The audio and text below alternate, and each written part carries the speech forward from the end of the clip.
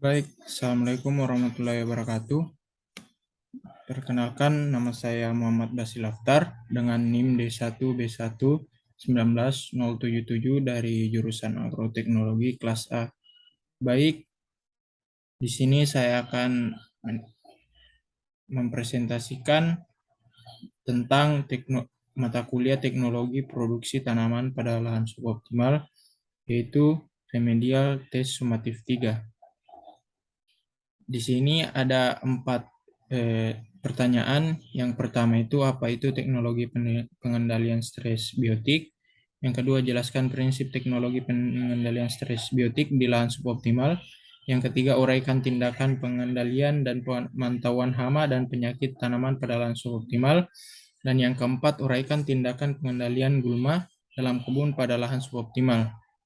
Baik, yang pertama saya akan menjelaskan yaitu teknologi pengendalian stres biotik. Teknologi pengendalian stres biotik adalah pengendalian hama dan penyakit yang terdiri atas serangkaian mulai dari pengolahan lahan sampai panen yang jangka panjang yang bertujuan mencegah hama dan penyakit menyerang tanaman. Di mana pada teknologi ini berfokus pada manajemen yang penekanan pada penekanan populasi hama dan penyakit agar tetap di bawah ambang batas ekonomi benefit cost ratio tidak lebih dari 1 sehingga layak secara ekologi dan ekonomi. Oleh karena itu, manajemen lebih tinggi prioritasnya daripada kontrol. Yang kedua yaitu prinsip teknologi pengendalian stres biotik di lahan suboptimal antara lain menciptakan kondisi yang menguntungkan untuk menjaga kesehatan tanaman di mana tanaman yang sehat akan rentan terhadap serangan hama dan penyakit. Yang kedua, melalui penerapan prinsip-prinsip penanggulangan hama dan penyakit berkelanjutan. Yang ketiga, interaksi antar organisme hidup dan lingkungannya sangat penting untuk kesehatan tumbuhan. Yang keempat, kesehatan tanaman lebih berisiko pada monokultur dan diversifikasi pertanian, memberikan interaksi yang seimbang antara berbagai tanaman dan hama dan predator. Inilah sebabnya mengapa ekosistem yang dikelola dengan baik dapat menjadi cara yang berhasil untuk mengurangi tingkat populasi hama dan penyakit. Yang kelima, varietas tanaman tertentu memiliki mekanisme yang lebih efektif daripada yang lain karena sifatnya adaptif terhadap lingkungan dan karenanya memiliki resiko infeksi yang lebih rendah.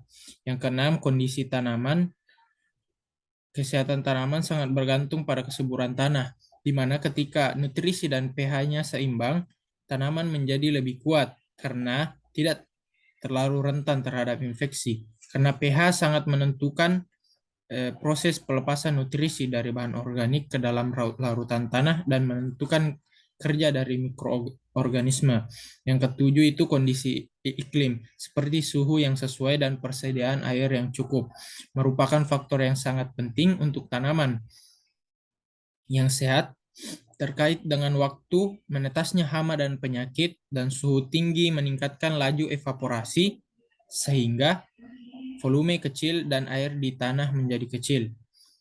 Yang kedelapan yaitu stres abiotik melemahkan mekanisme pertahanan tanaman dan menjadikannya sasaran empuk bagi hama tanah dan penyakit.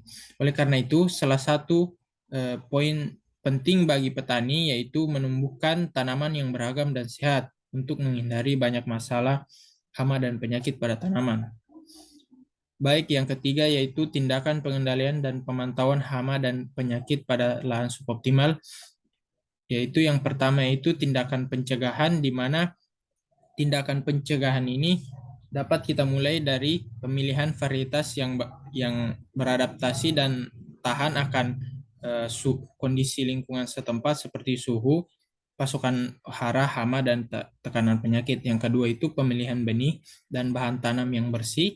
Yang ketiga penggunaan sistem tanam yang sesuai. Yang keempat itu waktu penanaman. Yang kelima penggunaan manajemen hara yang seimbang.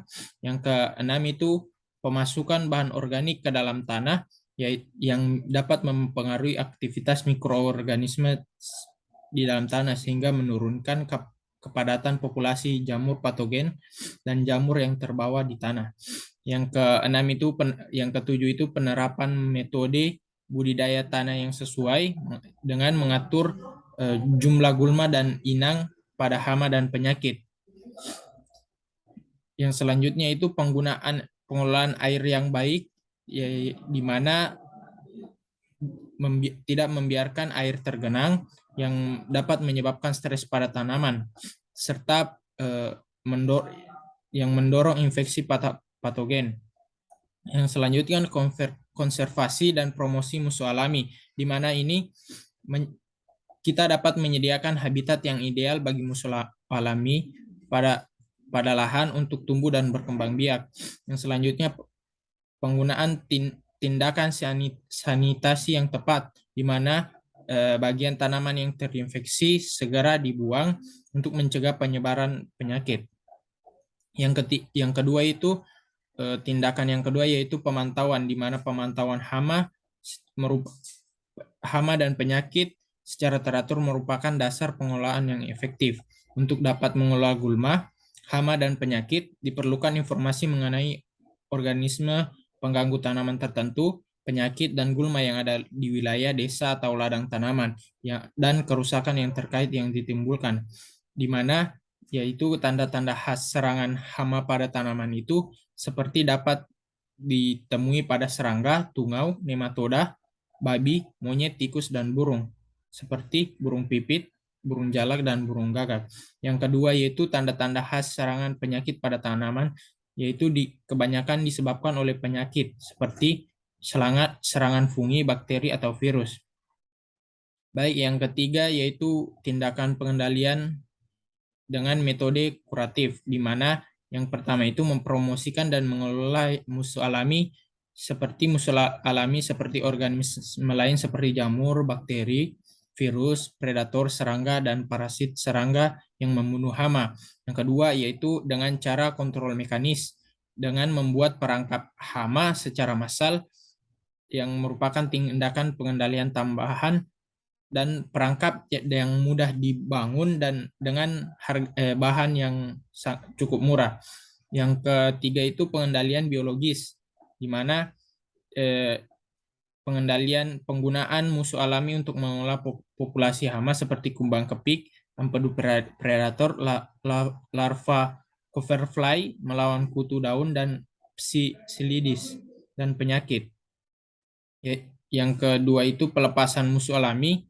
Yang ketiga berbagai jenis musuh alami, di mana musuh alami dapat yang membunuh dan menekan hama dan penyakit, yaitu fungi dan bakteri antagonis sebagai mikroba insektisida dan mikroba biopestisida.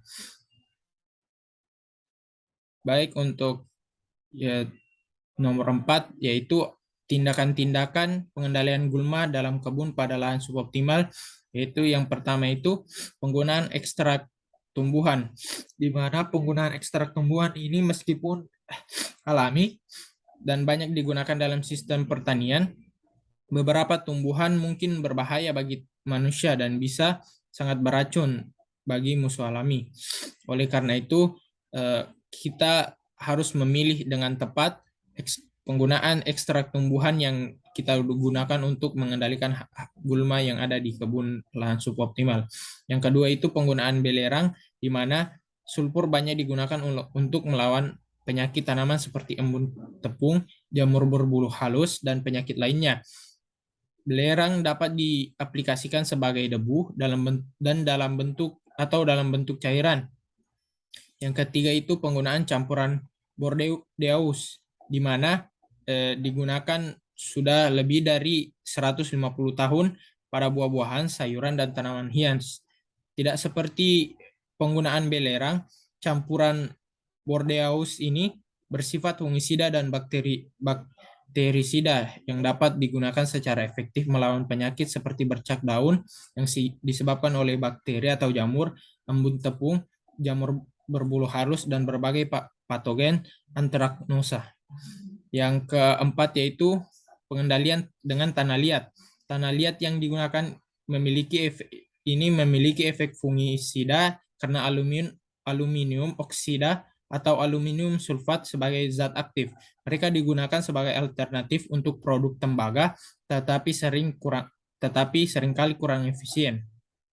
Yang kelima yaitu tindakan pengendaliannya, yaitu menggunakan susu, yang dimana susu ini digunakan untuk melawan penyakit hawar, jamur, virus mosaik, dan penyakit jamur dan virus lainnya. Yang keenam itu yaitu penggunaan soda kue, di mana soda kue telah digunakan untuk mengendalikan penyakit jamur dan karat pada tanaman.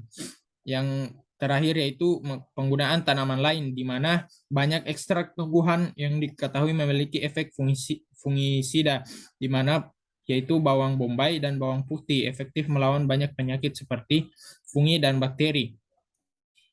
Bunga marigold Meksiko dan Afrika sebagai penguat tanaman untuk membantu kentang, kacang-kacangan, tomat, dan melawan penyakit fungi. Daun pepaya juga dan daun selasi juga memiliki efek fungisida umum.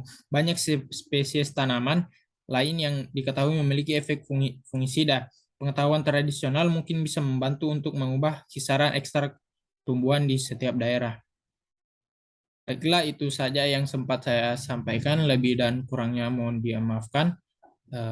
Akhir kata, Assalamualaikum warahmatullahi wabarakatuh.